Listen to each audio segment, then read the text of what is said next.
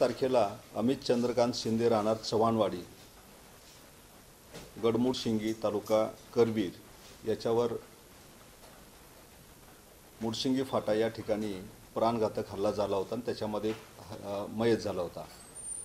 हा मयत झालेला इसमसुद्धा पोलिसांच्या रेकॉर्डवरील इसम होता आणि खुनाच्या गुन्ह्यामध्ये त्याला यापूर्वी अटक झालेली होती। या आरोपीने खून झाल्यानंतर त्यातील आरोपी एक कराड आणि बेळगावच्या दिशेने पळून गेलेले होते। पोलिसांना माहिती मिळालेली होती।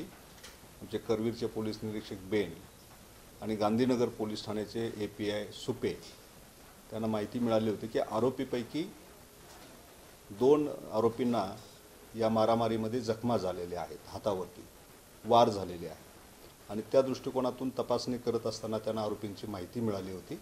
त्यावरून या गुन्ह्यामध्ये 6 आरोपी आजपर्यंत अटक केलेले आहेत। त्यामध्ये संजय उर्फ माया किरणगे राहणार इंडी विजापूर सध्या सोलापूर, राकेश किरण कारंडे राहणार शास्त्रीनगर कोल्हापूर, उमेश गंगाराम सगट कोल्हापूर, तुषार शिवाजी डवरी विक्रमनगर गल्ली नंबर 3 कोल्हापूर आणि विजय उर्फ रामदास तुकाराम देडे राहणार राजेंद्रनगर झोपडपट्टी कोल्हापूर आणि प्रकाश धोंडीराम माळी राहणार मिरज सांगली अशा 6 इसमांना त्यामध्ये अटक केलेली आहे। या सर्वांच्यावर 1 किंवा 2 किंवा 3 किंवा 4 असे गुन्हे प्रत्येक पोलीस ठाण्याला दाखल आहेत आणि याच्यातील मुख्य आरोपी स्वप्नील तहसीलदार हा अद्याप फरार आहे। त्याला अटक करण्याचे पोलिसांचे प्रयत्न सुरू आहेत। आरोपींच्याकडून हत्यारं गाडीमध्ये जे ठेवण्यात आलेले होते ते कराड पोलीस ठाणे येथे जप्त करण्यात आलेले गाडी आणि हत्यारं ते लवकरच या गुन्ह्यामध्ये ट्रान्सफर करून घेण्यात येतील। गुन्हा घडला त्यावेळी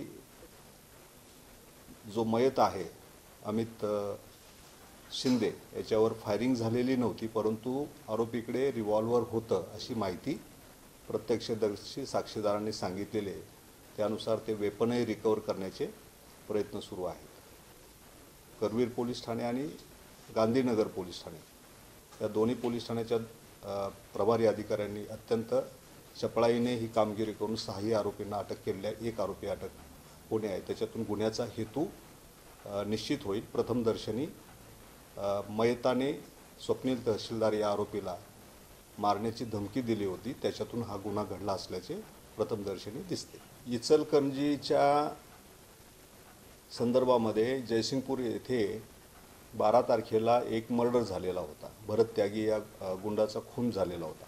त्यामध्ये आत्तापर्यंत 12 आरोपी अटक केलेले आहेत। त्यामध्ये संजय तेलनाडे हा इचलकरंजी येथील नगरसेवक ज्यांनी हा खुनाचा प्लॅन कट आखलेला होता, त्याच्यामध्ये त्याला अटक करण्यात आलेली आहे आणि त्याच्यामध्ये किमान एक 16 ते 17 आरोपींचा सहभाग या संपूर्ण प्लॅनमध्ये होता। त्याच्यापैकी 12 आरोपी अटक केलेले आहेत।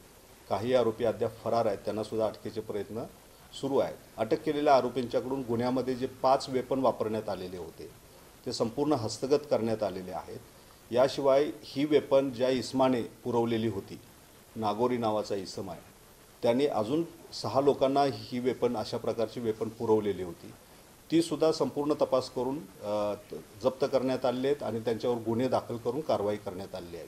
आत्तापर्यंत नागोरीकडून जी पूर्ण माहिती मिळून आली ती सर्व वेपन पोलिसांनी हस्तगत केलेली आहेत। 11 वेपन हस्तगत केलेली आहेत आत्तापर्यंत।